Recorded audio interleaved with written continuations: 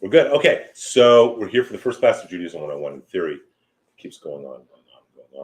Maybe we should call it 202. So we light a candle before we start. It's to remind us that what we're about to do, Orlando, this really is a ridiculous looking ladder. Thank God for Orlando. That what we're about to do is holy activity. That to study is an extremely holy thing to do. And I'll even show that a little bit and explain that a little bit later. But to remind us of that, we light a candle. Candles are sacred, flame is sacred. And we say a blessing about studying Torah. So if you know, please join me. Baruch atah Adonai Eloheinu melech haolam asher kiddushanu b'mitzvotav v'tzivanu la'asok b'divrei Torah. La'asok b'divrei Torah. La'asok b'divrei Torah. La'asok b'divrei Torah. La'asok b'divrei Torah. So it means, blessed be the Lord our God, ruler of the world, sanctify us through the commandments. Who has commanded us to study, to explore the words of Torah. The other thing we do is we give charity. And it is not to the temple, and it can't be to the temple. This is for other charities. This happens to be a Jewish national box, but that's not what we're going to do. Someone will take it with you at the end of the night and give it to whatever charity you want.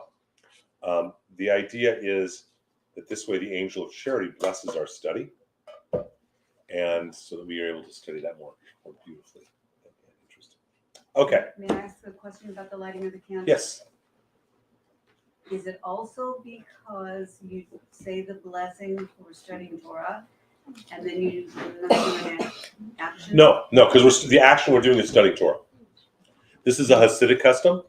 It's not law. It's not halacha. It's a Hasidic custom, and it comes, I think, from the concept that Nishmat Adam Adonai, the soul of the human being, is the candle flame of God.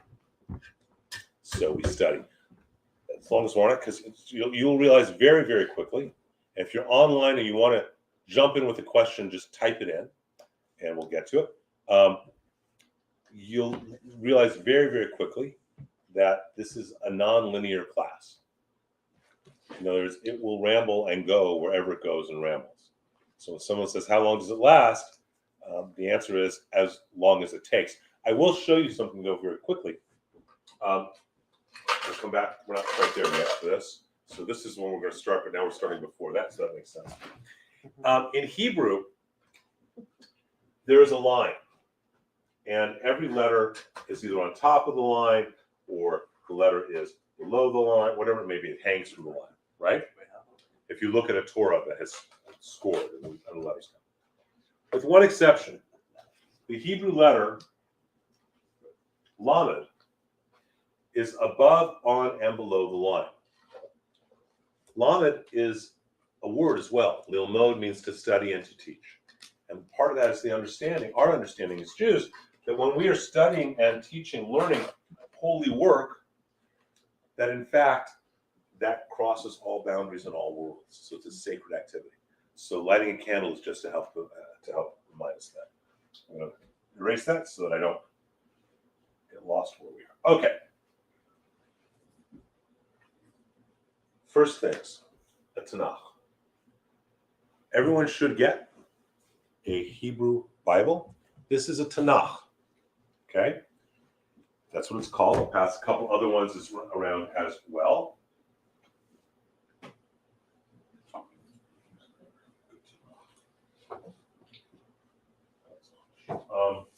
Here's another one we can come from this side.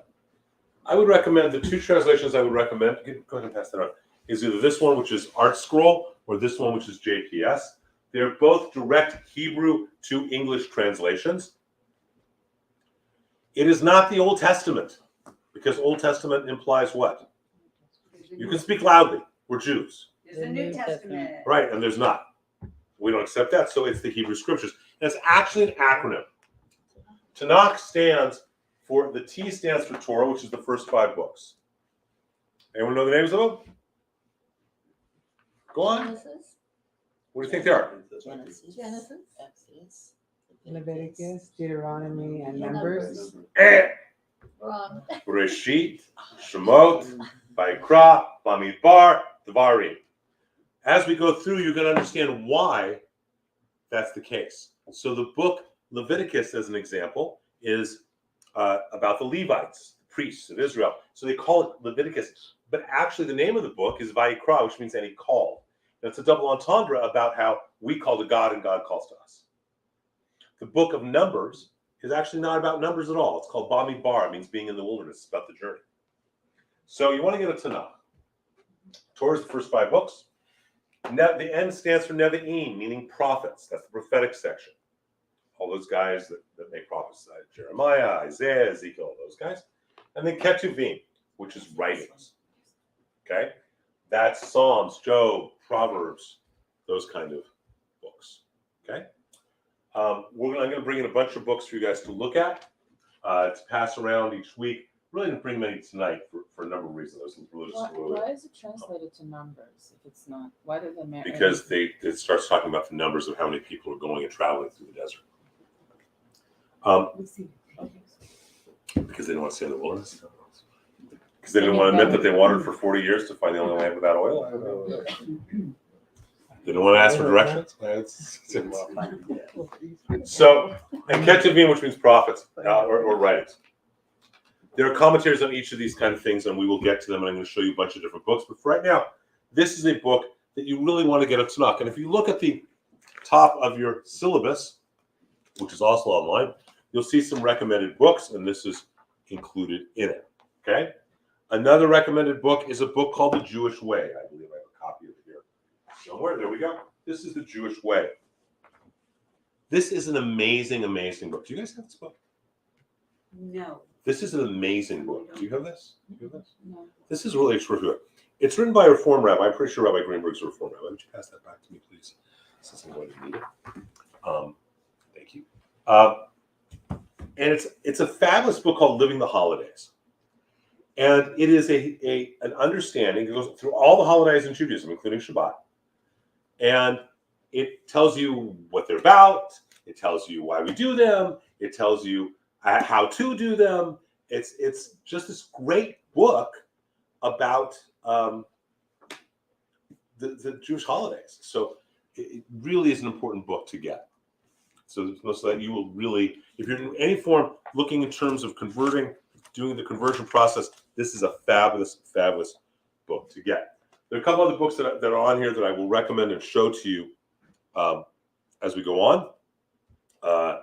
There's a wonderful book on Jewish meditation. When we get to that, there's a book on the books on Ketuvim, a commentary called Sacred Relationships.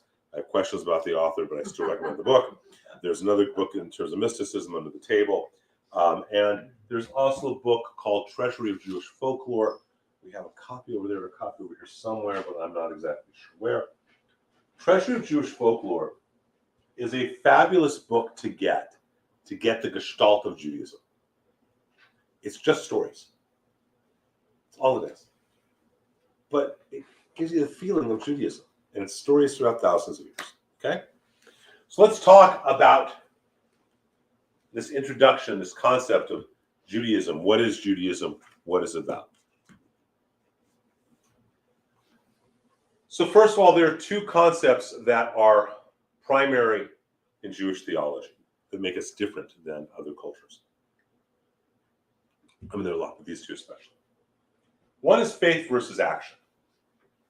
All theologies want you to believe and act well, right?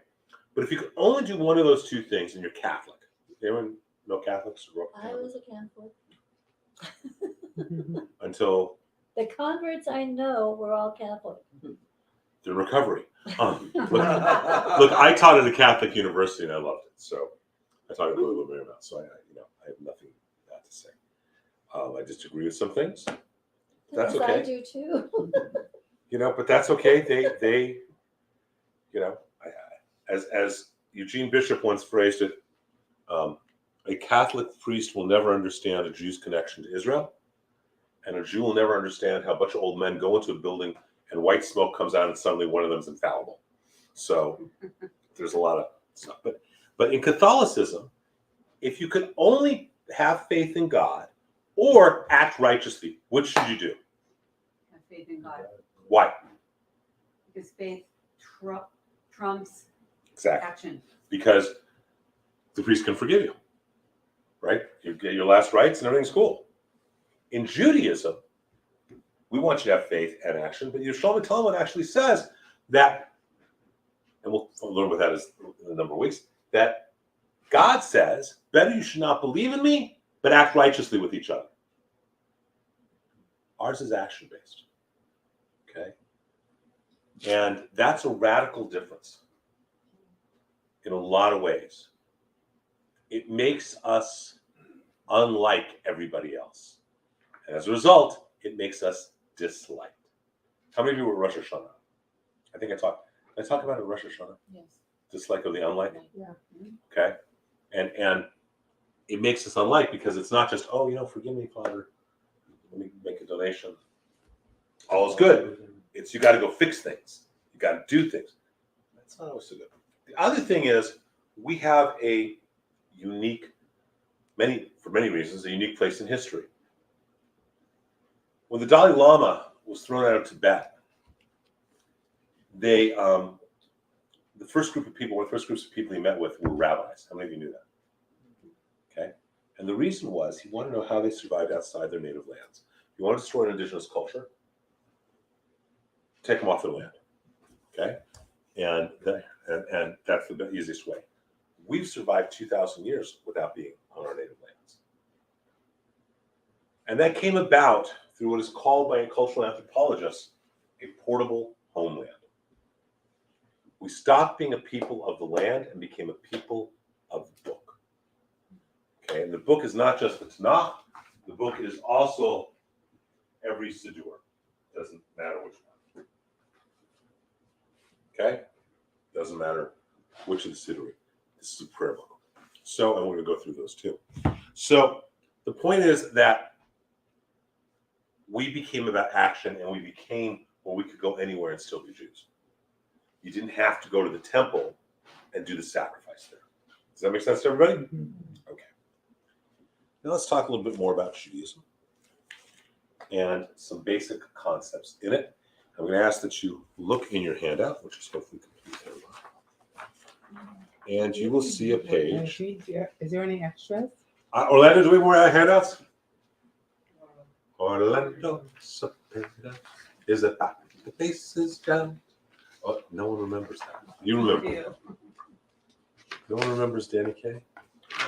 Orlando Sapphira. Oh, yeah. It's a grand slam, isn't it? Orlando, do we have more? We're getting more handouts. You will see this is what the name looks like. This is the four-letter name of God, Yud, Hey, Vav, and Hey. Remember, he goes from right to left, and we're going to look at it right here. Yud, Hey, Vav, and Hey, God's holy name. Yud, Hey, Vav, Hey. Also called the four-letter name. We don't pronounce it because each of these letters can be pronounced multiple ways. A Yud can be silent, a Y or a J sound. An H can be silent, an H or a J sound. The Vav can be silent, a V, a W, an O or an U sound. And the Hey again can be silent, an H or a J sound. Summation from biblically. And remember, in Hebrew, if you don't know, we don't have vowels. Okay? In the Torah, there are no vowels. When we write Hebrew, the vowels go underneath. Whatever it may be. Okay? But when we look at the Torah, there are no vowels. So this would be as if, unless I'm going to use your name if I may, that if I read that and I was reading your name, it would be MLSS. Now, I don't know if that's pronounced Melissa or molasses. You might get offended if I said, hey, molasses, come on over. Right? Or Carolyn could suddenly be crayon, right? Or whatever it might. Does it make sense? So we don't know how to pronounce those letters exactly. This is what is normally translated as Yahweh, Jehovah, Yahweh. All those kind of names that you've heard like that. That's where it comes from because we're not sure how to pronounce it. Right? It could be Jehovah, J-H with the V and the H, Jehovah. It could also be Yahweh, Y with an O sound there, silent way, Yahweh. Make sense? So we don't know any of that stuff. So we don't call it. We don't say it. Because she might hit me if I call her molasses. We say it's the four-letter name. We call it Hashem, which means the name. or Adonai, which means my master, or we call it the Tetragrammaton. Okay, that's the academic name. Tetragrammaton. It's a four-letter name. All right. I thought there was another reason to not actually pronounce it and having something to do with respect. That's exactly what it is. You don't want me calling you Krolina. Because we don't know how it actually. You might get irritated. Yeah. Okay. Now we're going to go into this name a little bit more, but I want to look at something a little bit right now. Actually, we'll do this right now. My coffee drink, my wife made for me was a cold cup. Mhm. So in Hebrew, we talked a little bit about this last night. This is the four-letter name of God. With me so far? In Hebrew, how many speak another language? A little bit Spanish. Spanish. So in Spanish, you can take the root of a word. Orlando, you around? Yes. Oh, okay. I don't know if you were here or not. I decided you were. In Spanish, you can take a word and you can conjugate it. Future tense, past tense, male, feminine, plural, etc. Right? It's true in Hebrew too. So the root of this word is this hey vav right here. It's the root of the word lihiyot, which means to be present. Being, literally, is what it means. When you put a yud in front of a Hebrew word, so if the word is medaber, if the root is dbr, deber, and I put a yud and make it yedaber, it makes it future tense masculine. Does that make sense to everyone? Hmm. Yes? Yes. Okay. If you take a hey and put it at the end of a word, so I take that same dbr root, make it debra, it makes it past tense feminine. Which means our name for God is this. Thank you so much, Lana. If you guys don't know, he's the one who actually, literally, I'm not exaggerating, makes this temple happen. Yay. And we're very good. So literally, God's name is the simultaneous conjugation of the verb to exist in future, past, masculine, feminine. In other words, masculine, feminine, past, present, future. Now we say he. Sometimes we say she. But it's not because we're viewing God as a he or as a she. Because look at the name. Is that in any way patriarchal? Is it in any way matriarchal? It's partnership, isn't it? It says a lot about our theology and who we are and what we believe. Okay? We'll come back some more to the name in a little bit. So already we're learning about, based on the name of God, and we're people of the name, this Yud He Vav He is the skeleton key that unlocks the understanding of every aspect of Judaism, bar none. You want to understand why the service structure is composed the way it is? Carolyn, you've learned this. Right, Alan? It is the skeleton. You want to know why you do the 4 questions? Here. You want to know why you have the Torah service when you have it? You want to know why you have 4 cups of wine on Passover and you have Elijah's cup? That is the key. Okay, we're people of the name, much more than the people of place. Now let's talk about, in the beginning, when we get to that in a moment, but let's talk about this concept of Ayacha and Hineni. Throughout the Torah, throughout the Bible, people are asked the question Ayacha. It means, where do you stand? Adam, Abraham, Noah, Jacob, Joshua, Moses. These guys are all asked, where do you stand? Hezekiah. And they respond with this phrase, Hineni, I am present. I contend that we are all asked every moment by life, God, the universe, whatever your belief is, where do you stand? And the people that we remember as having made a difference were the people who have the courage, willingness, and ability to know where they stand and to express it. To say, Hineni, I am here, I am present. And if you look at all of our rituals and our teachings, our practices and our philosophies, you will find that they're all designed to put us into a place of being present, what Buddhists would call mindfulness, being aware of our relationship with ourselves and with all of life. That's what our rituals do. That's what our services do. At least that's what they should do. I don't know if they always do, but that's ideally what they do, at least for a moment. And since the sands that we're standing on are always shifting, we need to be present surfers, not present jolly green giants going ho, ho, ho. Okay? Everyone with me so far? Okay, let's have a little bit of fun. Is this new for anybody? It's new for you guys. Well, and Carolyn, they've done this twice before. They're kind of going, you're going to come up here and teach it now because I'm tired. But my throat's almost, Yes, it sounds so much better. it is certainly at an audible octave now, as opposed to a few days ago. So when we did services, my voice was, I was getting over laryngitis, and my voice was, it was Marvin Gaye very white. I was catching a lot of grief from people about, instead of doing a Donald Long, we should like, let's get it on. Let's get it on. So. All right. Let's look for a minute at that skeleton key we just talked about. Good. Hey, Bob. Hey. Let's learn a little bit about it. Now I'm going to teach you something already. We're getting into mysticism. We're already going to get into it. Gematria. Gematria is the term that is used for numerology. In our alphabet, A is 1, B is 2, C is 3, 4 is D, and so on. How many remember your Roman numerals? 1 is I is 1, V is 5, Roman ordering 5 beers, X is 10, right? All those things? Okay. Same thing for us. And I'm just going to put this to the side. Yud, Hey, Vav, Hey. Yud is the 10th letter of the alphabet. Hey is the 5th. Vav is the 6th, and Hey is the 5th, which means God's name equals 26. Does that make sense to everyone? Yud is the 10th. Aleph, Bet, Gimel, Dalet, Hey, Vav, Zayin, Chet, Tet, Yud. Hey is the 5th. Aleph, Bet, Gimel, Dalet, Hey. It's 5. Vav, Aleph, Bet, Gimel, Dalet, Hey, Vav. And then Hey again. Right? Sure. Did you follow me or no? Yes, So if you yes. don't follow me, you got to either yell or throw something at me. Yes. I prefer the yelling. So you with me on it? Yes? Okay. Now, Yes. let's get a little more insight into this. Gematria is the idea that numbers can help understand things. The number of this equals the number of this. There's a simpatico between the two things. Okay? What's the word for love? Does anyone know?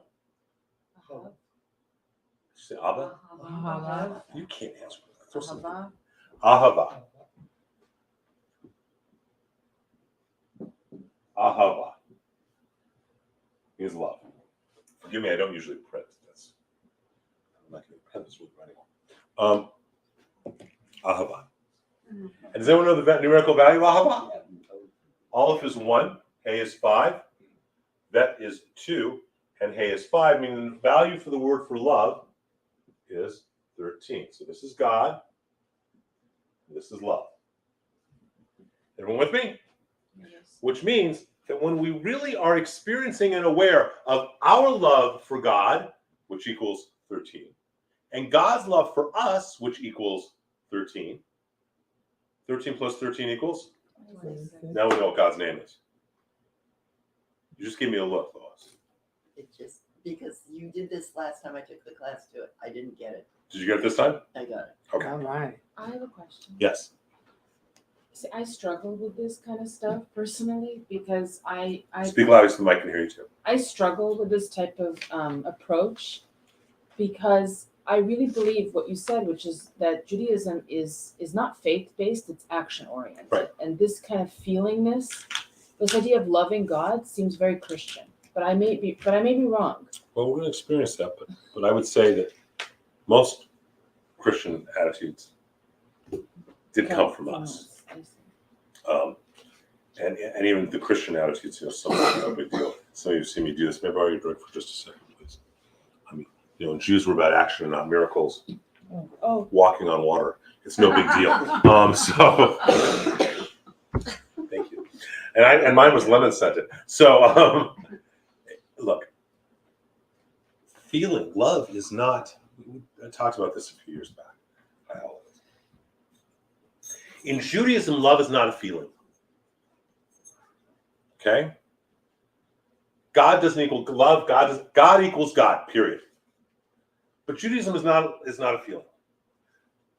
If you say you love your dog, but you don't walk him, feed him, or clean up his poop, sons, are you watching this? Right? Do you love the dog? No, not in Judaism, because we're action-based. Okay? So it's not about a feeling of love. Love is, if I love my wife, I am both protective of her and proactive to make her happy. Right? If you love your child, your husband, your sister, whomever, right? It's an action. Love is much more than just a feeling. Now, does that kind of reframe it for you? Yes.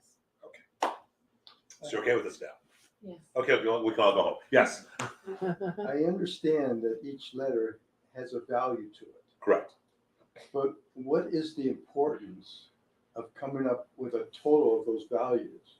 Why To is help that- us, because the letters themselves in Judaism, 22 Hebrew letters, we believe were created before the creation of the universe.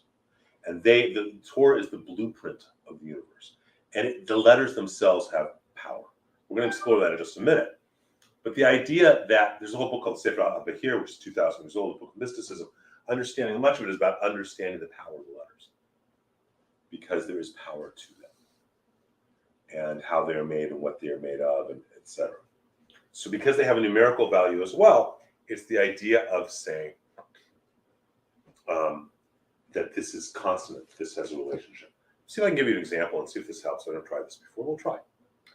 So on the one hand, I have pink or turquoise, and over here I have a deep, vibrant purple.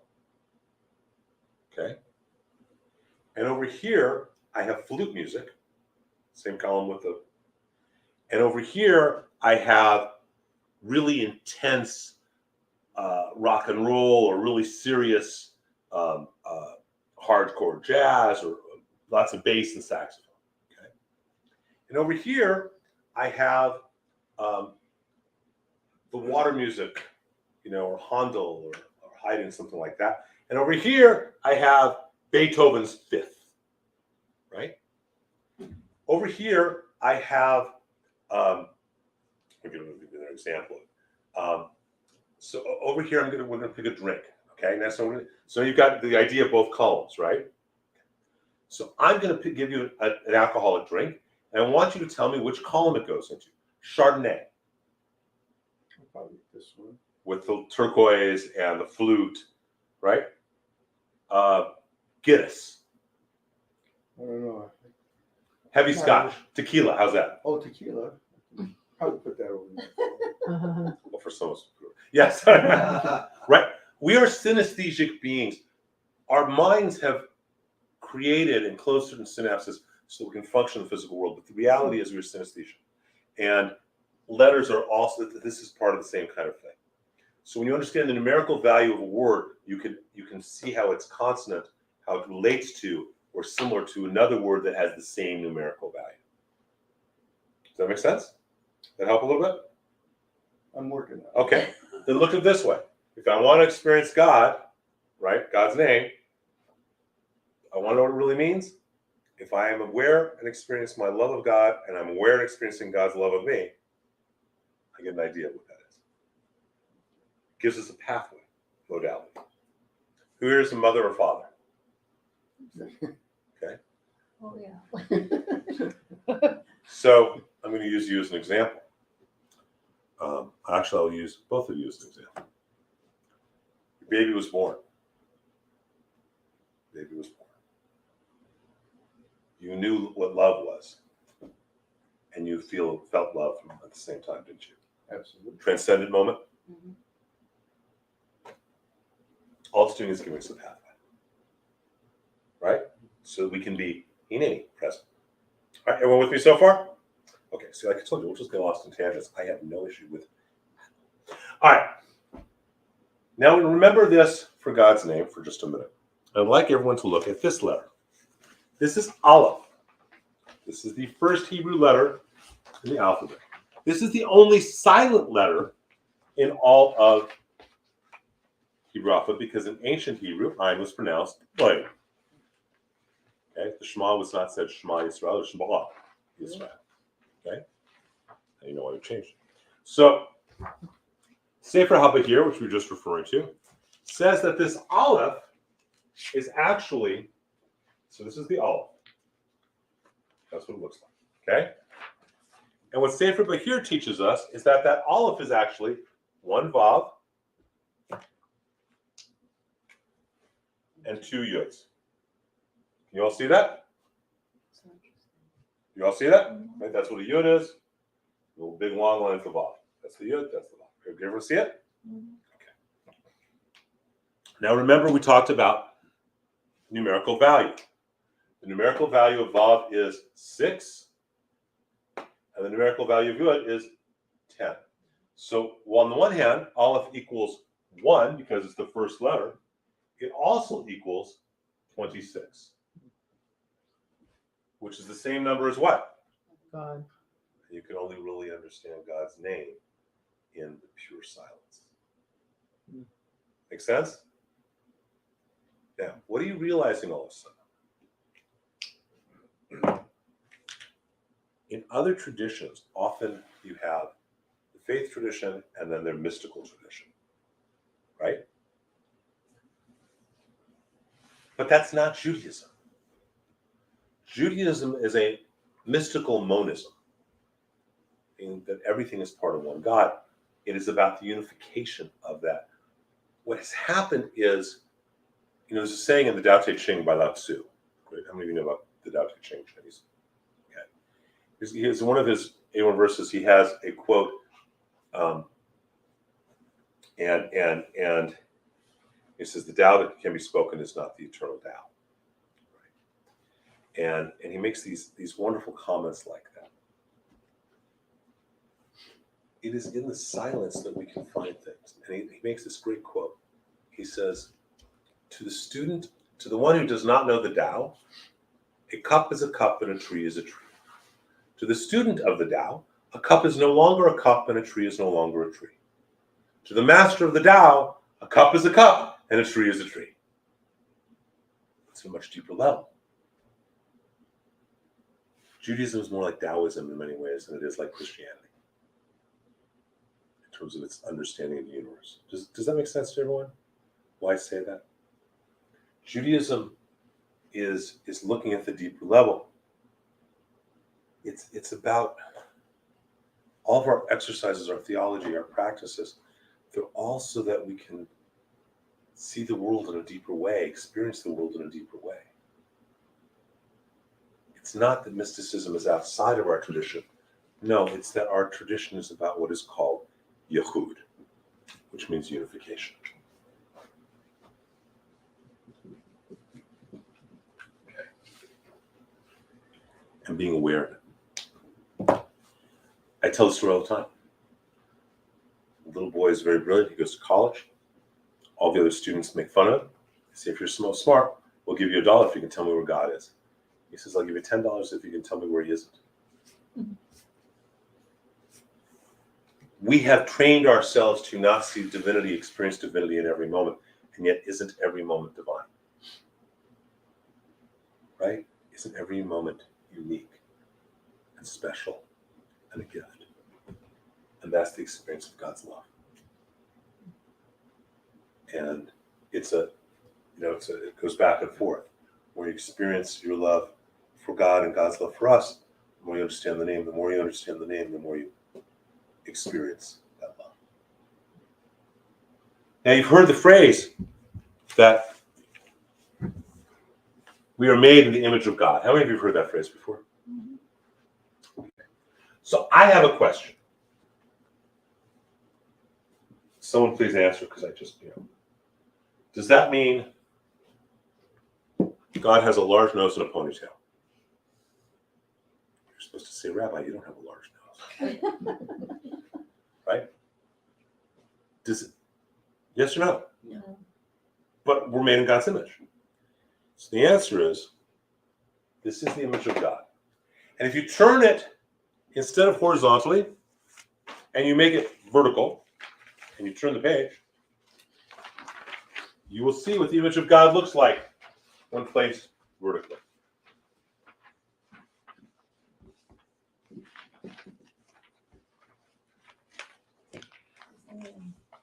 It is a human being. Oh, wow. that's Got weird. That's weird. That's strange. I like it. When someone says that's weird. It's just, I had a handout. Did I give it to you? It was over here. No. Did you have to bring it here? Oh. This is looking at it a different way. I think I took from this one. No, I did not. I think I had the. No, one- that's it's okay. That's it's so. it looks like a person. Yes, it does. Can I borrow you? Can I borrow you for a minute, Melissa? Come here. Stand up. Okay. Behold the image of God.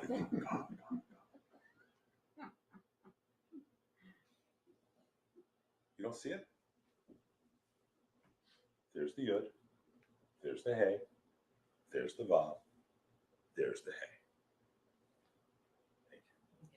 And when we are thinking, giving and receiving, feeling and walking through the world, knowing that we are in partnership with God, then we are truly B'Tselem Hashem, in the image of God. Does that make sense to everyone? Mhm. In this way, we are all in the image of God, aren't we? Right?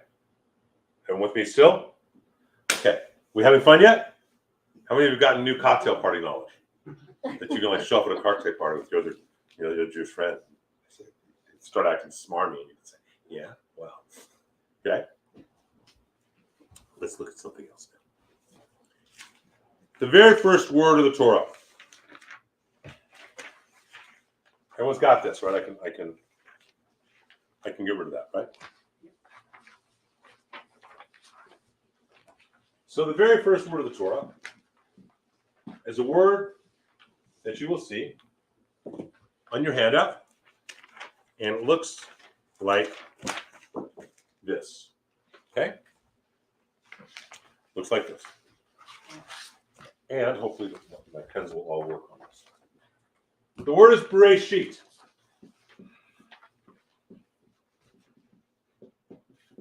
Okay? Spelled in Hebrew. You have to forgive my printing. I don't normally do block printing. Okay, other than my teacher. Bereshit. How many of you read Hebrew? How many of you know what Hebrew means? How many of Hebrew is a language that goes from right to left? The screen, the whiteboard, because nobody can see. The light is shining. So what should I do? Move it a little bit. Oh, you just want to embarrass me. No. Yes, you do. Whoop. How's that? The lights off. It's the way that it's shining. Yeah. So what do I need to do? Turn to these Maybe lights move it up. That looked like it did something. How's that? The light shining in the middle now. This is back leg away from this one. That's Just good. To make it more vertical. Yeah. It's just. Okay, is that better? Yes. You didn't put it up. Doesn't happen too much. That's right. I'm a trained monkey. I mean, professional. How's that? Is that better? Yes. Maybe if Okay. the black, maybe Different go over color. it in black. Yes. Man. Well, they say yes. They can see it. Well, they say yes. Okay, whoever you are, I love you. Thank you. All right, Bereshit. Begins with Bet. Bet is the second letter of the alphabet. The sages asked, the rabbis asked, why does the Torah begin with the second letter of the alphabet as opposed to the first? And so they say, don't think of it that it doesn't begin with Aleph. It does. There's a little tiny Aleph hidden right here. Okay? You with me? By the way, does anyone know the last word of the Torah? Yisrael. Which means the last letter of the Torah, I'm multicolored here, is a lamed.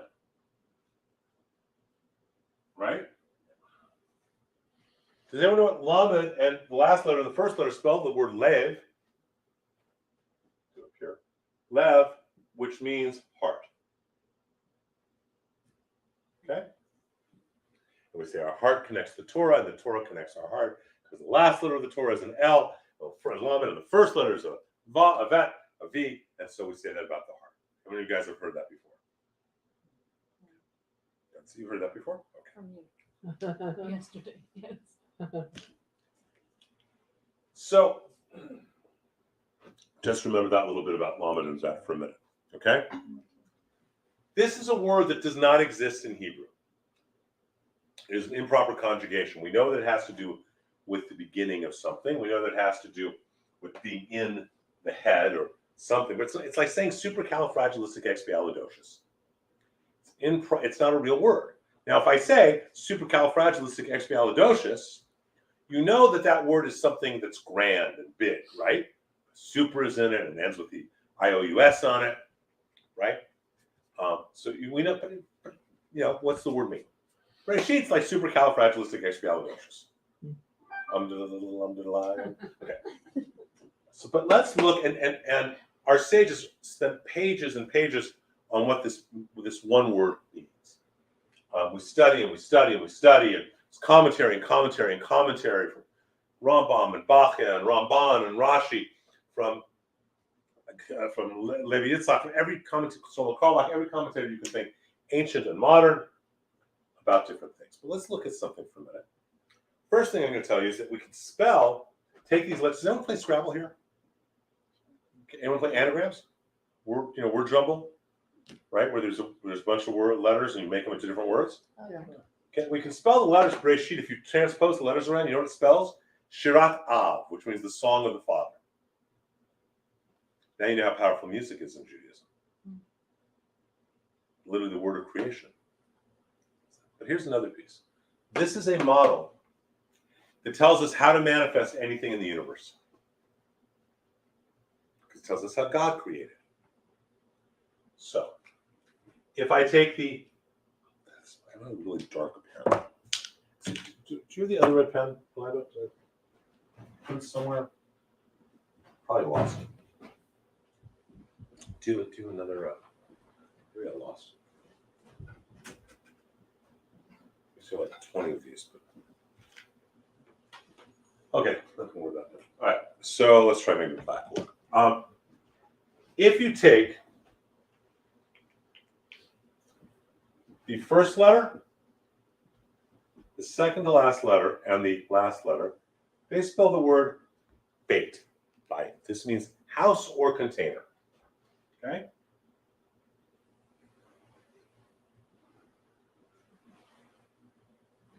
With me? When you lose, one of you got lost. You take the first, the second, and third letter together, they spell a word, bara, which means create.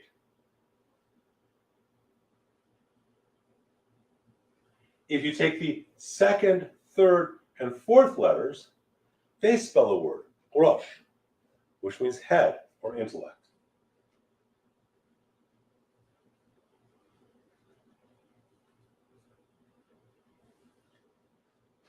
If you take the third and fourth letters, they spell the word Aish, which means fire or passion.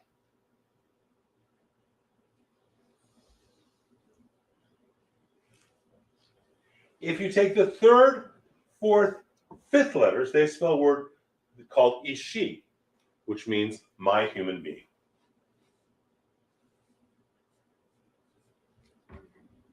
And the last letter, the T, always stands for Torah, which literally means guidelines.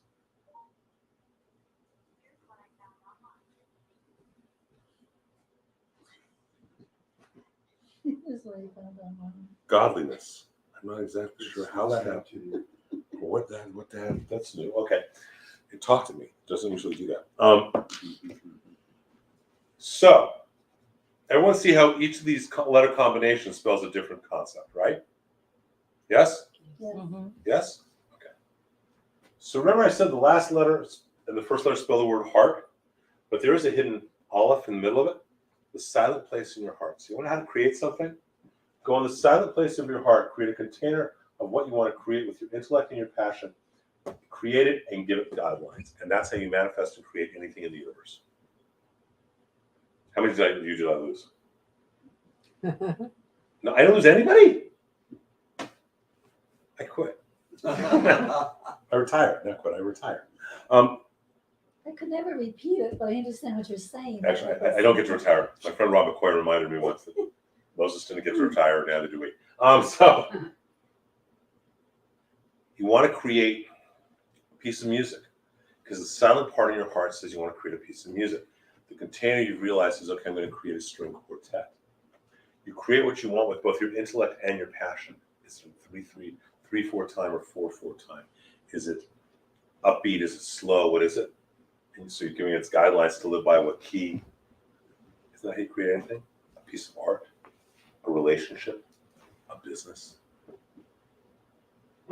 Isn't that how anything gets created?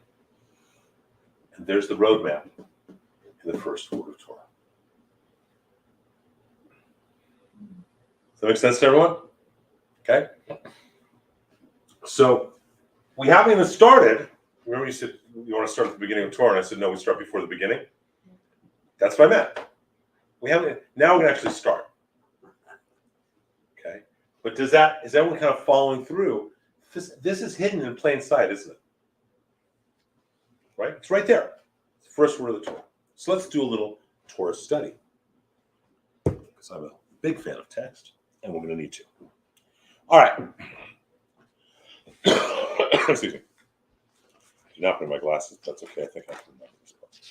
So the first line of the Torah, who wants to read in English? Somebody. Oops.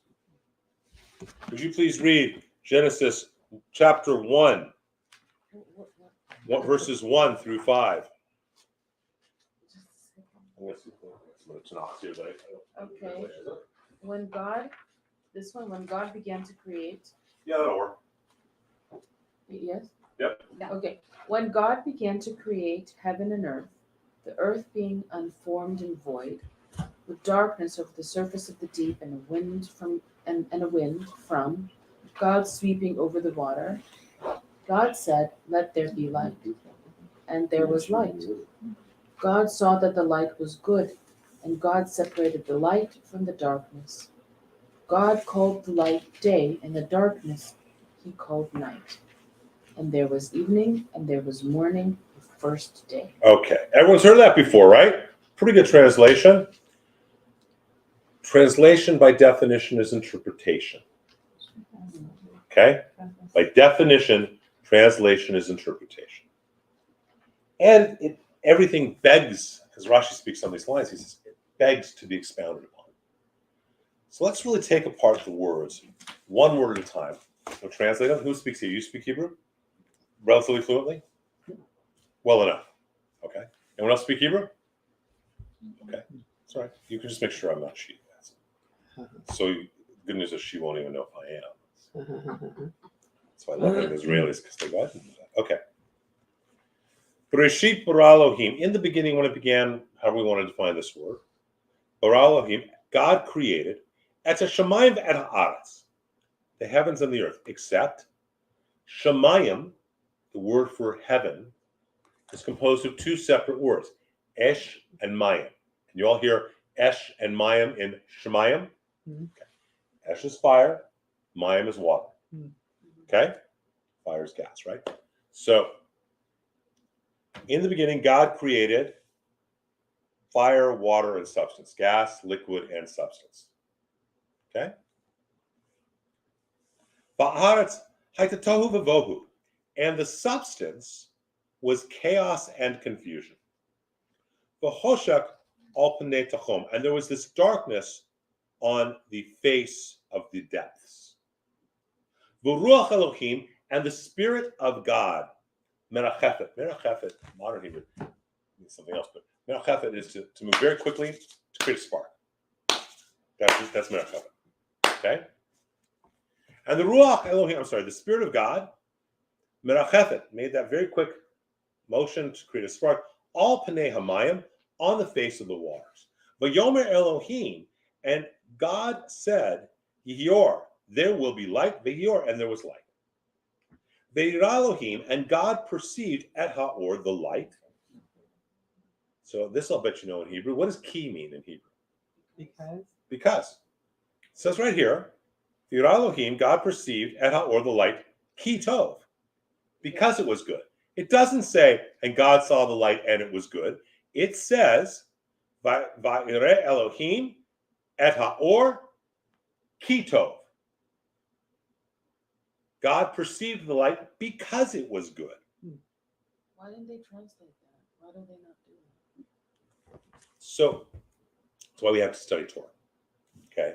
That's why we have to study Chavruta. That's why we have to study scripts. Have you ever looked at Rashi? Have you ever looked at Rambam or Ramban? Where you have volumes on just one book. Or a group of other rabbis and myself, we studied the first 2 lines here, just the first 2 lines, for over 6 months. We studied once a week for 2 hours every Wednesday morning, 6 a.m. And these were not unintelligent or uneducated people. Okay? It took us 6 months to get through the first 2 lines. And then we only moved on because we just wanted to keep going, that's all. So, but look at it. You know ki means because. This is not a complex Hebrew word. This is not merachathet. This is, right? So God perceived the light because it was good. V'avdel Elohim, and God separated us. The first thing God does in the physical world is make a separation. Havdalah causes separation. Bein ha'or uvein ha'choshech, between the light and between the darkness. Okay? First thing God does is separate the holiness of the light and the holiness of the darkness. Judaism is all about separating the holiness of one thing and the holiness of another. The holiness of the Jewish people and the holiness of other nations. The holiness of the day and the holiness of the night. The holiness of the weekday and the holiness of Shabbos. We make separation, distinction. V'yikra Elohim, and God called. Now, when you put la in front of something, what does it mean? Two. It means 2, right? Okay. I'm just reading the Hebrew. You guys are translating. V'yikra Elohim, and God called le'or. To the light. Yom. Does it say, and God called the light day? No, it says, and God called to the light day. L'choshech, and to the darkness, kra laila. That's why you're looking. No, I'm looking at the Hebrew. I'm translating. This English is different too. I'm translating straight from Hebrew. So it gets lost a little bit in the translation. It's a lot. All translations, but look, you're trying to translate in a way that's going to be understood, and you got to do the whole book. We're spending 10 minutes on just these 2 lines. How big would this book be? It'd be 10,000 volumes, right? That's why we meant to study. That's why we do. Could we stop for just a moment and see how it is perceived in the English translations versus how? Yeah, we'll go right back. When we finish the paragraph, we'll go back and do it. Okay, thank you. And the one before that too, that God saw the light. We'll do the whole paragraph in the minute. Okay. And so he called to the light day, Lila, and he called to the darkness night. Vayerev, and there was evening. Vayivocher, and there was morning. Yom Echad, one day. Now, if you ever wondered why the Jewish calendar is so fakakta compared to the American calendar, secular calendar, this is why. Because we're right. Okay? It says there was evening and then there was morning. So the 24-hour cycle starts at sunset, not at dawn. Okay? Starts at sunset. That's why our cycle is from sunset to sunset. It also says that we have a certain level of faith in dream time. But our cycle is from sunset to sunset.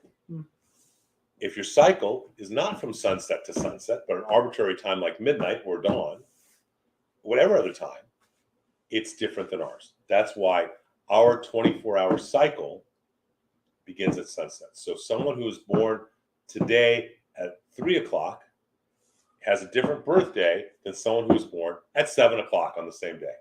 Because in Hebrew, in the Jewish calendar, it's a different day. That would make sense to everyone? Now you know why the calendar is so confusing all the time. When you look at the Girl Scout calendar, it says Rosh Hashanah, but you know, is that the Arab Rosh Hashanah or is that the day of Rosh Hashanah? It's because they don't know. This is where it comes from. Now, Carolyn asked if we could retranslate. So, I'm going to translate, and then who wants to read? Why don't you read?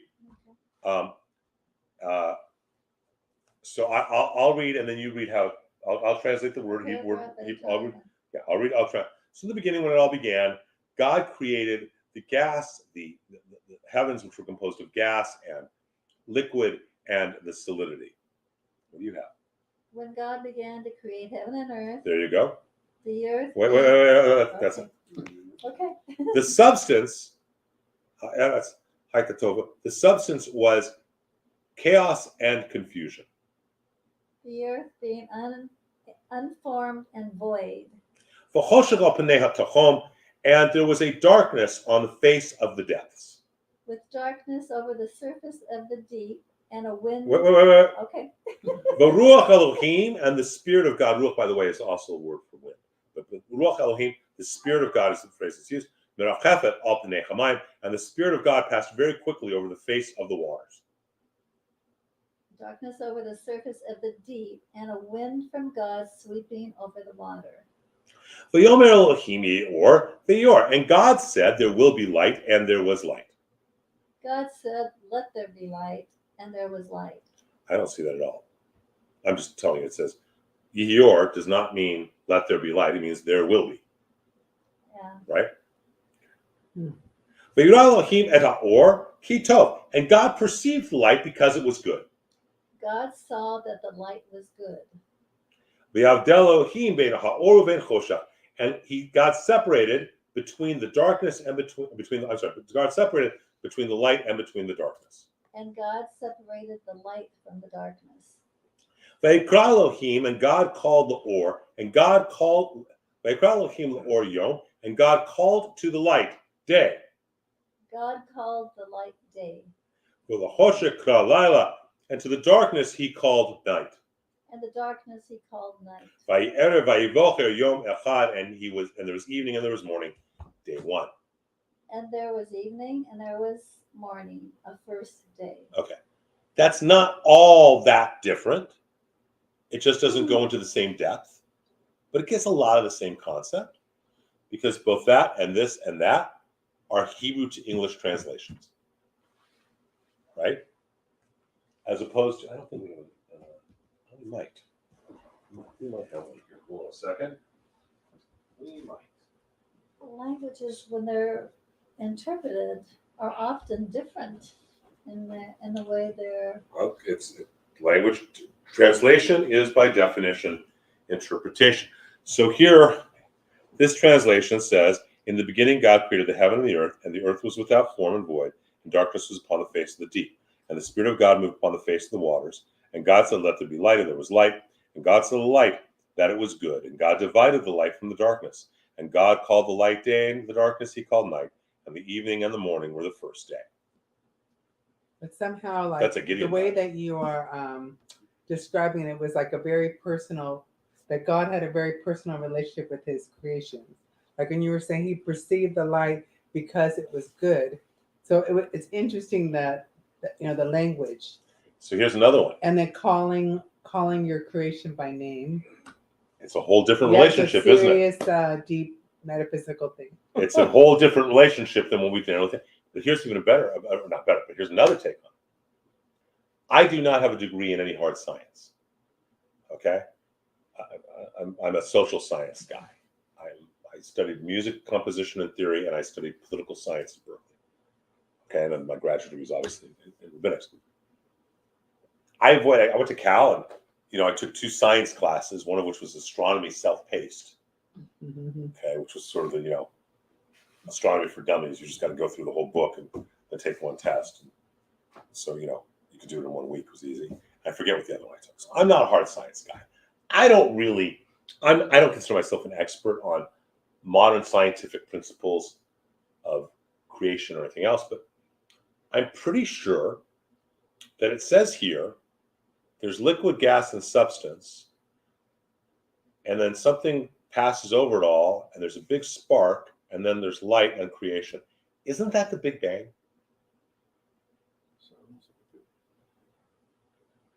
I'm no scientist, but isn't it? Rabbi Isaac of Accra, 10th century Rabbi Isaac, he's called Rabbi Isaac the Blind.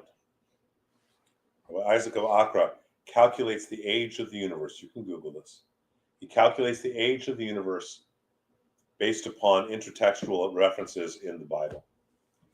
MIT Caltech calculates the age of the universe in the 70s or 80s.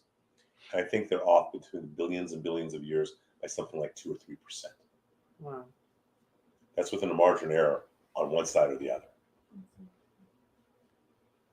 Okay? What is it Einstein said? Science without religion is lame, and religion without science is blind, or something like that. Science without religion is blind, and religion without science is lame, or something like that, right? This is right here in Bereshit. It's right here in the creation story. Okay? We'll keep going a little bit more in Torah. So, since you have a Bible, and you have a Bible, and I have a Bible, and here's another one. It's not as good a translation as you guys over here. So then we have the 6 days, we have all that stuff, right? And the Sabbath. And we have this creation of Adam and Eve. But what was there before what he created? Before what? Before he created this, what was before? There's a lot of commentaries on what that could have been, that this is not the first universe he created. And when we get into Jewish mysticism, we'll study Maaseh Bereshit, the workings of creation. Because there's really only 2 questions in the universe. How and why did God create the universe? How and why does God sustain the universe? Everything else is trivialities. Those are the 2 big questions. So we have Maaseh Bereshit and Maaseh Merkavah, which we'll study later when we get to Jewish mysticism. Okay? But you're seeing already, this isn't exactly, I know you want to study, well, Rabbi, can't we study mysticism? Do you see, it's right there, isn't Right, it? no, it's fantastic. It's right there. Hiding in plain sight, and we're too arrogant or stupid or foolish or whatever that we miss out on. Okay, so God creates the days and the nights, and God creates the man and creates all the animals, right? So I want to find the exact. Okay, would you please read chapter 2, verse 21? So the Lord God. Loudly, so the microphone. Okay, so the Lord God cast a deep sleep upon the man, and while he slept, he took one of his ribs and closed up the flesh at that spot. And the Lord God fashioned the rib that he had taken from the man into a woman. And he brought her to the man. That's it. Then the man said, "This one at last is bone of my..." All right, so. This is exactly the same as that. Yeah. So let's keep that in mind, first of all. Okay. And let's look back at the other place where man is created. Could you please go back to 1:26? And God said, "Let us make man in our image, after our likeness. They shall rule the fish of the sea, the birds of the sky, the cattle, the whole earth, and all the creeping things that creep on earth." And God created man in his image. In the image of God, he created him, male and female. Those are kind of confusing words, aren't they? Right? He created them, male and female. He created him. Right? Doesn't that look confusing? Do you guys want to be utilized again, or should we use these 2? Okay. Yeah. You're experts. I already What? know. Yeah. They've been utilized before. Oh, okay. So, here's the challenge. In Hebrew, not yet. I know that You're prematurely creating again. This is how your daughter ended up, okay? Now, in Hebrew, the prefix ha means The. Word for table is shulchan. The table is ha-shulchan. Word for book is sefer.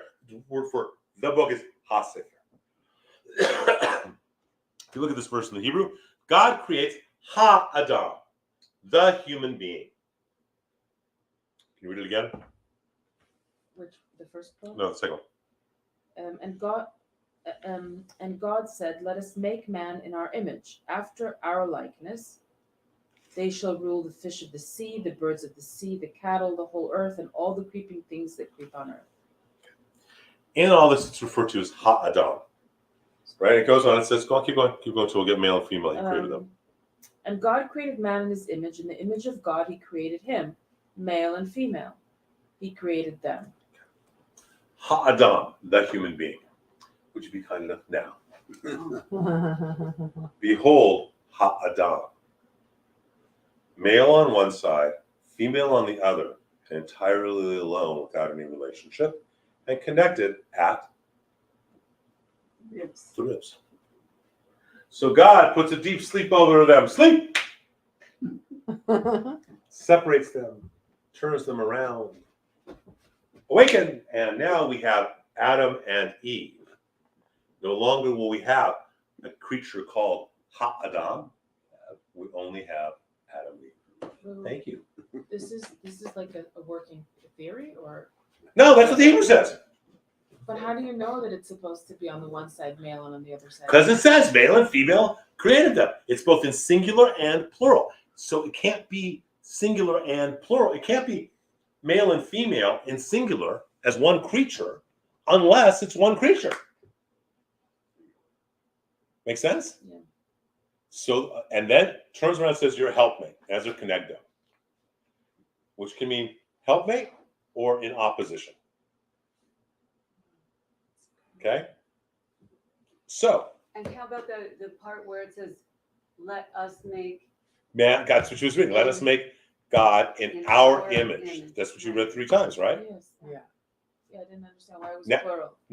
Now you, looking at it from that model, you understand it, don't you? Because now, if now you think of that creature Ha-Adam, that is male and female, and so where is it? And I lost it here somewhere. And so it all makes sense, doesn't it? When you look at it that way. So God is saying our image, and is he referring to himself or itself? It's what's Yud-Heh-Vav-Heh? Is that male or female? You're loving this, aren't you? Yeah. Okay, are you guys with me on it now? It's kind of like the royal we then. Well, no, it's more than just, we think of we in finite terms. I'm male, she's female. And by the way, this is not non-binary. Okay? It's the exact opposite. It's Yud-Heh-Vav-Heh. Past, present, future, masculine, feminine. That's our So image. God is talking to God's self. God is expressing all of Torah in the language that we can understand. Remember, what does the Yud-Heh-Vav-Heh really look like when you put it vertically? A human. Right? So now, Co-joined twins. back to back. Yeah, only one being. So may I ask you something? So when God created this Ha-Adam, initially it was male and female together, and then realized That they're alone. that they're alone. That's it. So it wasn't. It wasn't. It was a mistake. It was No. It is not good that man should be that the man should be alone. that the Hadam. The Ha-Adam should be alone. Because all the other creatures are male and female. Oh, so he had separated the others. Oh yeah. Yeah. Interesting. So now let's look at this for a second. For thousands of years, not in Judaism, but in other traditions, the following statement has been said. Women should be subservient to men because Eve came from Adam's rib. We came first. You do what I tell you. Okay? That has been said, not in my household, but that has been said for thousands of years, right? Is it true? Now let's look at something else. So now we got the story of Adam and Eve. Let's go through one more Adam and Eve story. So it says, so the Lord cast down sleep upon the man. It's the Ha'adam. Read the Hebrew. Yeah. And while he slept, the Ha'adam slept. It says while Ha'adam slept, right? And then it becomes Adam and Chava. Read the Hebrew. Okay, now let's go to the serpent. So first of all, let's take a look. Would you please read, Susan, chapter 2, verse 16?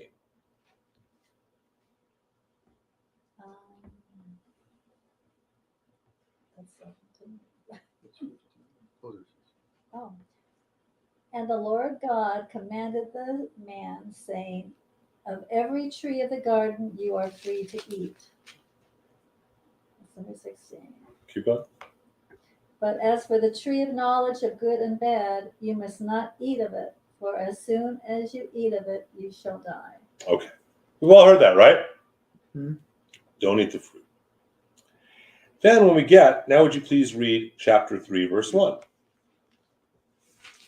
Let's see what happens.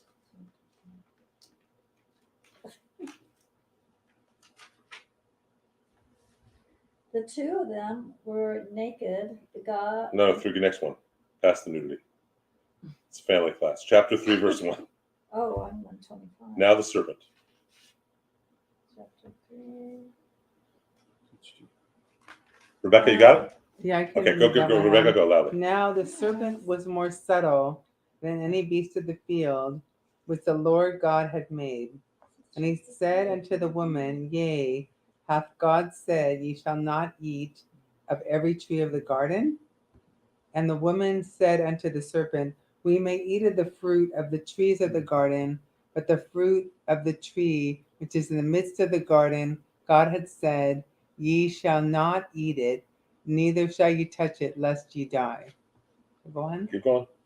And the serpent said unto the woman, Ye shall not surely die, for God doth know that in the day ye eat thereof. Okay, you got to read her translation because that's going to drive me nuts with Yeah. the old English crazies. Yeah. The woman replied to the serpent, We may eat of the fruit of the other trees of the garden. It is only about fruit of the tree in the middle of the garden that God said, You shall not eat of it or touch it, lest you die. And the serpent said to the woman, You're not going to die. But God knows that as soon as you eat of it, your eyes will be opened, and you will be like a divine beings who know good and bad. When the woman saw that the tree was good for eating, and a delight to the eyes, and that the tree was desirable as a source of wisdom, she took of its fruit and ate. She also gave some to her husband, and he ate. Then the eyes of both of them were opened. And we know what happens after that, right? God shows up. He says, Ayecha, where are you? Like he doesn't know. And what ends up happening? We heard because we were naked, so we hid. And God said, Who told you that you were naked? Have you eaten of the tree from which I commanded you not to eat? And the man said, The woman who you gave to be with me, she gave me of the tree and I ate. God said to the woman, What is this that you have done? And the woman said, The serpent deceived me and I ate. The serpent said, Because God said, You've done this, you're going to have to crawl on the ground, etc. Let's go ahead. In chapter 2, where it said where he told them not to eat, he identified the tree to be the tree of knowledge, good and bad, because Tree of knowledge of good and bad. Is knowledge then good and bad? Is that That's an interesting take. Sure. Look at the Hebrew. I got to find it without my glasses. So hold on. 16, which is always lots of fun. It's out of my Elohim. So it's knowledge of good and bad. Tov v'ra. It says literally hada'at tov v'ra. The knowledge of good and bad. okay. Right. Now let's look at this for a second. See if we can recap this. So God says to Adam, eat anything you want except that tree right there, don't eat it because you'll die. The serpent says, Hey, eat. A bite of my fig. pomegranate. It was not an apple. There are no apples. That's apple. It was a pomegranate or it was a fig is generally what it's interpreted. Fig, pomegranate, which has 613 seeds, a fig, which has obvious connotations of creation and birth. If you cut open a fig, and I'll just leave it at that. And God says, don't eat it. The serpent says, can you eat that? Is there anything you can eat? She goes, we have been told we can eat anything you want, except for that tree, we can neither eat it nor touch it. And so the Midrash says that God heard this, or the serpent heard this. And so how does Eve perceive that she's not going to die?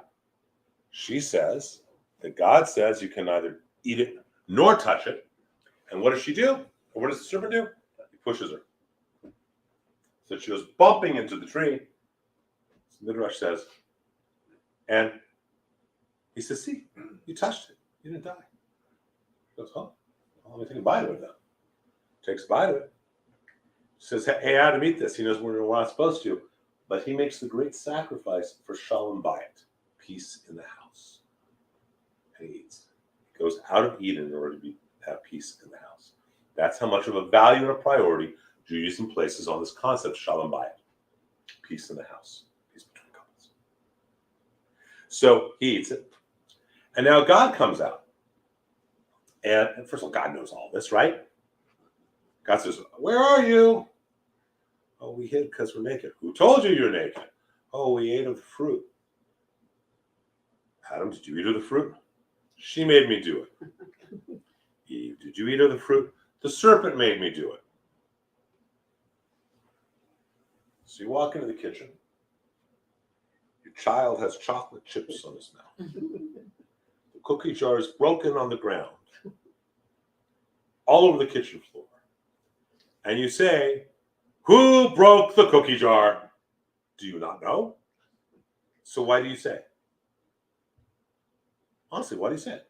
You want them to take responsibility. Boy, is it irritating when they don't. Oh, and I'm just talking about myself. Right?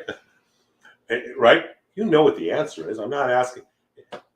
If you know, his breath smells like whatever cookie or candy, like chocolate, and there's a chocolate wrapper on the table, and I'm not asking, hey, did you have anything you want to tell me about? Because I don't know. I'm asking him to deepen the relationship, right? To take an emotional maturity, to have an ethical and emotional responsibility. Does that make sense? Isn't that why we test things? So let's look what really happens here.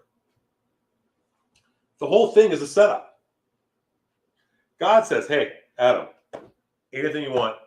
Don't eat the fruit of the tree. Now, just to make sure that Eve doesn't screw it up, he says, hey, Eve, don't eat it. Don't touch it. Serpent comes along. Sorry, Lois. It just happened to be the next one. Serpent comes along and says, hey, baby. Hey, Eve. What's the deal with food?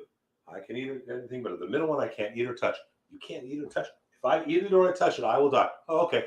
Boom! Pushes you into the tree. Pushes you into the tree. He says, ooh, I didn't die. I'm going to have some apple, some pomegranate, some fig. Right? Makes sense, everyone? Mm-hmm. Whole thing's a setup. Everyone's screwing up here. Adam gets overprotective over Eve to make sure she doesn't screw up. And as a result, the serpent, who is so cunning, is able to convince her that she can have that fruit. And then, instead of taking responsibility, this is again a primary thing in Judaism. Ours is action, not faith. If you mess up in Judaism, we make tshuva.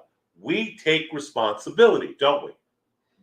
That is an emotionally and psychologically mature attitude to have, isn't it? Hmm. As opposed to, Father, I'm going to give you $20 and I'll say 3 Hail Marys and and our Father, right? And I'm forgiven. Instead, we take responsibility. That's our theology. Action versus faith, remember? It's right here, isn't it? God's encouraging the action, but instead, they don't act. So they're going to have to go learn the hard way. How about you guys? I got boys that you guys, most of you know, 13-year-old boys, they are wonderful, and I love them so much, and they're so spectacular. And sometimes I think, you guys just really want to learn the hard way, don't you? Those of you who have older kids, is that just sort of typical of 13? Oh, I just, Okay, you just can't listen. I stub my toe, I go ow on a rock as we're walking. You got to stub your toe to make sure that the rock's there and it hurts. Okay, but that's what's going on here, isn't it? God's giving the opportunity for Adam and Eve to say, I messed up, I'm sorry. But they don't. They keep blaming one after the other. And the whole thing's a setup from the beginning. For how many of you is that a different take between that and the Adam part? A different take and understanding on Adam and Eve. Okay? Makes more sense now, doesn't it? Isn't this a little bit more sensible than when you, but again, that's embedded in the Hebrew. And it's embedded when you really look at the text. I will give you an example, one more example of text that many of you know. Not from the book of Genesis. In our prayer book, we say the Ve'ahavta. How many of you know the Ve'ahavta? Ve'ahavta et Adonai Elohecha. Or if it's just Friday night, Ve'ahavta et Adonai. Because this was about as high as I could go. Okay. Steve Wolbeck was just laughing. You could see, Steve was just laughing hysterically back here. Good stuff. And then I would laugh, and when I laughed, I would start to cough. It was just not fun. Okay. And you shall love the Lord your God, b'chol, with all. And the next word is levavcha, right? Et Adonai Elohecha, b'chol levavcha, b'chol nafshecha, b'chol medecha. When you put the suffix ha at the end of a Hebrew word, it makes this possessive third person. So if I want to say table, the word is shulchan. If I want to say your table, I would say shulchan ha. With me? If I wanted to say, the word for book is sefer. If I wanted to say your book, I would say sefer ha. With me? I love doing this with Israelis because they never bother to notice. In the verse which comes out of Torah, it says, "B'chol with all levavcha." Now, the word for heart, as we learned, see, it all came back. I did tie it back together. I kind of went sideways. The word for heart is lev, meaning heart, right? So, if I want to say your heart, I would say levcha. So, it says in the Torah, levavecha. This means one of only a couple of options. Either God stutters, or there's a reason there's two vets. We side with number B. Okay? What is the reason? We all have two levs, two hearts. Heart for good and a heart for not so good. What we call a yetzer hatov, a good inclination, a yetzer hara, a not good inclination. Okay? We all have it. Be scared of the people who deny it. Okay? You guys have heard me tell this story because I use it about a Persian wedding. Have you been to a Persian wedding? Okay, Persian weddings are really. I've heard of them. Yes, I've been blessed to do a lot of them, and oftentimes, because in that culture, oftentimes a woman considers herself an old maid. By the time she's in her mid to late 20s, and so you have these gorgeous women dressed at weddings in what is arguably illegal, even in a Vegas nightclub. Allison and I are at a wedding. You can ask her; she'll remember. I'm sure she will. We're at a wedding, and girls walking this way, and I am not going to turn my head because no one wants to see the rabbi go like this, right? That's just. But to say I didn't notice will be a lie. Okay, it should be a point blank lie. Because here comes this woman, drop dead gorgeous, high heels, no stockings, long hair, long legs, micro mini dress made entirely of lace with nothing underneath. And yes, I'm sure. Okay. And I'm not going to turn my head. She's walking past this way. And Allison goes, "Oh my God!" Now, my Yetzer Tov was, I'm not turning my head. My Yetzer Hara was, Right? Does that make sense? So we all have two hearts. The Ve'ahavta is telling us you have two hearts. And so I know you have them both. Love me with both of them. Ve'ahavta et Adonai Elohecha, love God, your God, b'chol levavcha, with both of your hearts. The heart for the inclination to good, the heart with inclination not so good. Because I love you, God is saying. I know all of that. You think there's any secrets from God? Right? I know. I know. You walked into the bathroom at the hotel and you saw these beautiful bathrobes, and for 1/10 of 1/100th of one second, you thought, I wonder if that'll fit in my suitcase. Or a washcloth. Right? Or you thought for a moment that you could get away with this even though you knew it wasn't righteous.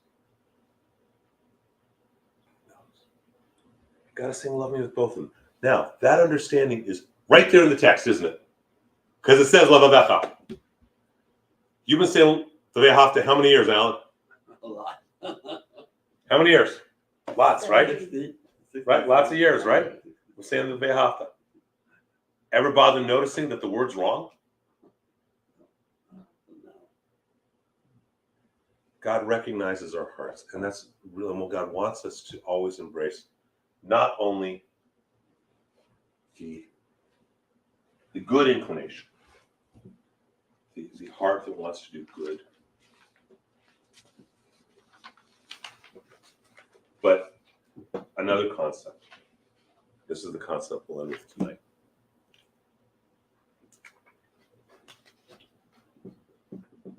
Lifnei Meshoret Hadin. Before the line of the law. I can follow the law exactly and still be a jerk. God forbid. And we all know those guys, don't we? Didn't do anything wrong, didn't break the law, but they're still not nice people. They're not mensches. Lifnei Meshoret Hadin means to be before the line of the law. The line's here. I can go up to there. I can do that. It'll still be legal, but it's not being a mensch. So I'm going to end before the line of the law. And teach this, the best way I know how to teach this, with an example from my friend and teacher, Rabbi Elijah Shochet, who some of you have been blessed to study with when he came to the temple. Who was here? You were here, right? Such a tzaddik. I love him so much. Got a call tomorrow. Tells the story when he's a child. I forget if he's with his father or grandfather in Chicago when he's a child, and his father or grandfather, whichever one it is, slows him down. When they get home, he says to Shochet, he says, Rabbi Shochet, he says, Eli, do you know why I slowed you down? You're eating ice cream. I said, no, why? I forget if it's his father or grandfather. And he says, because up ahead of us was an old man walking slowly. We did not have to walk past him and make him feel bad about himself and feel old. That's before the line of law. That's being a mensch. That's Judaism. Certainly could. There's no reason that I can't just walk right past that guy and make him feel like an old altar cocker. Feel like a has-been, right? But Lifnei Meshoret Hadin, what Judaism teaches us to do, encourages us to do, theologically and in practice and through our actions, is to look at the other and take them into consideration and act like mensches. Does that make sense to everyone? Mm. Yes, sir. I would think that's also why they have explained the fence around the Torah concept. Right? They want to keep the fence. They want to keep before the line. We want to be good. You know, since they were born, our boys have been taught, act right and righteous. That is not, by the way, a statement that they always do. When they will, but they we teach them that. That's what all this is leading to: the ability to say "Hineni, I am present," the ability to see the image of God in every person, including in ourselves, the ability and willingness to say "Hineni" and to be a mensch, to act before the light of the law. So I hope that helps everyone with a good start. We'll continue next week. I want to recommend everyone get your own copy of a Tanakh and bring it to class. Okay? Either it's on your syllabus with publishers, you can get it from Amazon. You can go to 615 Mitzvah Store and call them. You can call Shalom House. I think they may have some as well. Was this good for people? Wonderful. Yes? Rabbi, what do you think of the Tanakh online, A Tanakh online? digital?